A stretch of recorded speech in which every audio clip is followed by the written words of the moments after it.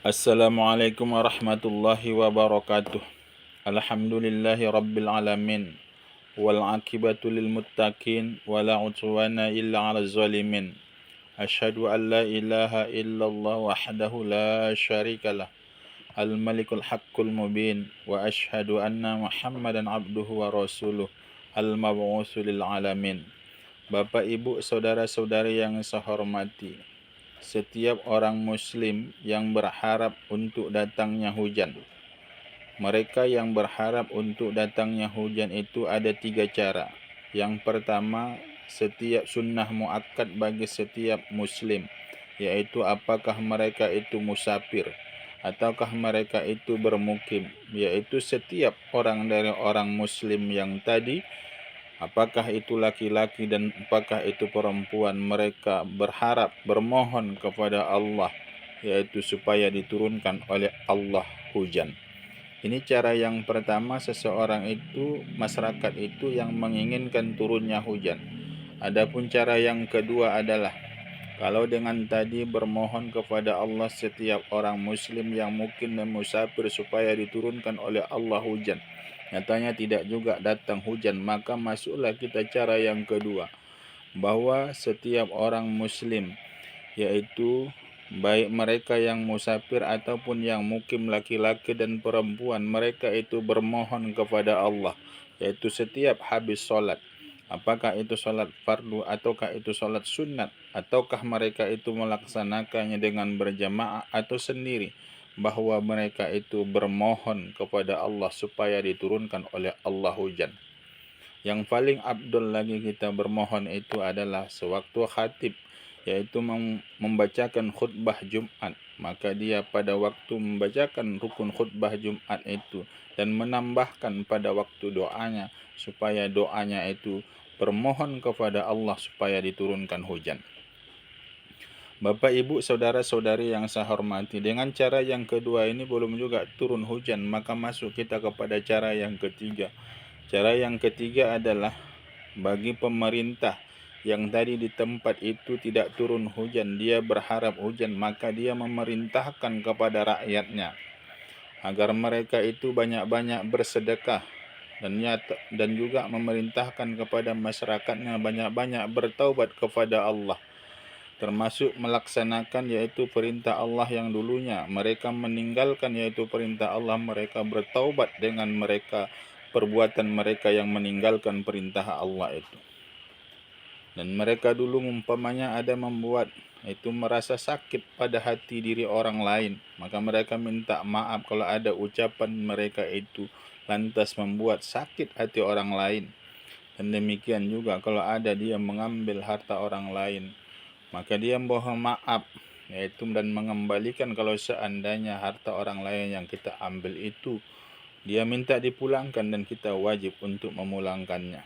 Setelah diperintahkan oleh kepala daerah di tempat yang mana tidak diturunkan oleh Allah hujan tadi, merintahkan kepada masyarakatnya, yaitu setelah mereka disuruh tadi banyak bersedekah, suruh banyak yaitu bertaubat kepada Allah, dan juga bermaaf-maafan kepada sesama, dan juga setelah itu memerintahkan kepada rakyatnya yaitu untuk berpuasa selama 4 hari. Puasa yang pertama mereka melaksanakan, puasa yang kedua juga mereka laksanakan, dan puasa yang ketiga mereka juga laksanakan. Masuk hari yang keempat, maka mereka melaksanakan puasa setelah mereka makan sahur, kemudian berniat puasa masuk hari yang keempat. Maka pada hari yang keempat itu mereka berbondong-bondong, yaitu untuk melaksanakan sholat minta hujan atau sholat istisqa di lapangan.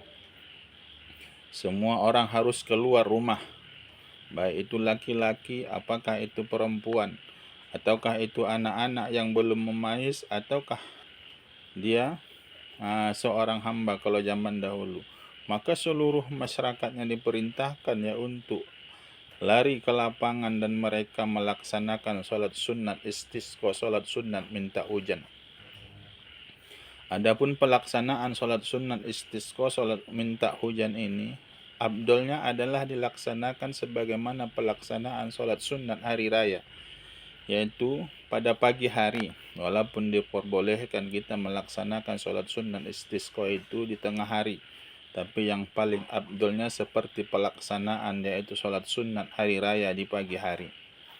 Dan juga pelaksanaan sholat sunnah istisqa ini sama dengan pelaksanaan sholat sunnah hari raya. Bagaimana sholat sunat hari raya? Sebagaimana yang saya jelaskan pada pertemuan yang lalu, setelah kita berniat sengaja aku sholat sunat minta hujan atau sholat sunat istisqa. Kalau kita menjadi imaman lillahi ta'ala. Kalau kita menjadi makmum, maka juga makmuman lillahi ta'ala. Maka setelah kita berniat Allahu Akbar, kemudian setelah itu kita membaca doa iftitah. Setelah habis kita membaca doa iftitah, maka kita mengangkat takbir Allahu Akbar. Kemudian setelah Allahu Akbar, kita pisahkan antara Allahu Akbar yang ini dengan Allahu Akbar yang berikutnya dengan bacaan Subhanallah walhamdulillahi wa la ilaha illallah wallahu akbar. Seperti ini seterusnya sampai 7 takbir. Habis 7 takbir barulah kita membaca a'udzubillahi minasyaitonirrajim. Kemudian setelah itu membaca Al-Fatihah. Maka pada rakaat yang pertama ini disunnahkan kita yaitu membaca surat Sabbihisma Rabbikal A'la. Habis kita membaca surat itu, kemudian setelah itu kita adalah ruku, i'tidal, sujud, duduk antara dua sujud, setelah itu bangkit lagi ke rakaat yang kedua Allahu Akbar. Kemudian setelah itu kita mengangkat takbir lagi Allahu Akbar. Kemudian antara satu takbir dengan takbir yang berikutnya 5 kali takbir yang berikutnya seperti salat sunat hari raya. Tidak termasuk takbir yang tadi untuk bangkit, yaitu berdiri masuknya kepada rakaat yang kedua. Maka setelah itu kita laksanakan takbir 5 kali. Yaitu antara takbir yang satu dengan takbir yang berikutnya kita membaca Subhanallah walhamdulillah wa la ilaha illallah wallahu akbar. Sebagaimana perlakuan tadi di rakaat yang pertama. Itu takbir yang di rakaat yang kedua ini sebanyak 5 takbir. Kemudian setelah itu kita membaca a'udzubillahi minasyaitonirrajim. Kemudian baca Al-Fatihah. Maka kita membaca Al-Ghasyiah, surat Al-Ghasyiah. Kemudian setelah itu barulah kita ruku', i'tidal, sujud, duduk antara dua sujud, kemudian baca tahiyat akhir. Kemudian setelah tahiyat akhir barulah kita mengucapkan Assalamualaikum warahmatullah. Assalamualaikum warahmatullah. Inilah tata cara, yaitu salat sunat istisqa, tapi dengan beberapa cara lebih dahulu. Cara yang pertama, cara yang kedua, barulah masuk kita cara yang ketiga, yaitu pelaksanaan salat sunat istisqa. Bapak, Ibu, saudara-saudari yang saya hormati, ini saja dulu pertemuan kita kali ini. Terima kasih atas segala perhatian. Mohon maaf atas segala kekurangan. Wabillahi taufiq wal hidayah. Assalamualaikum warahmatullahi wabarakatuh.